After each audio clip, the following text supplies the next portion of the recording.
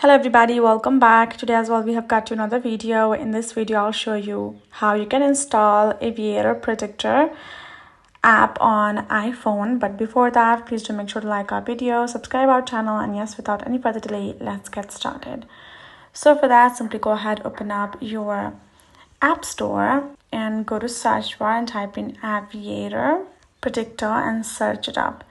Once you have done that, you should be able to find many options right over there. You just need to go ahead and tap on this one, Aviator Crashes. Now for you to find exact Aviator Predictor app, the original one isn't available, as you can see. So what you need to do, you need to go to your browser of your preference and then search in Aviator Predictor app. Then simply go ahead, tap on this one for you to download. Tap on download right over here and wait for security checkup to be done. Once it has been done, you can tap on start download and the app will be downloaded. Now that's what you can do. So hope this video helped. Thank you so much for watching. I'll see you guys in our next video.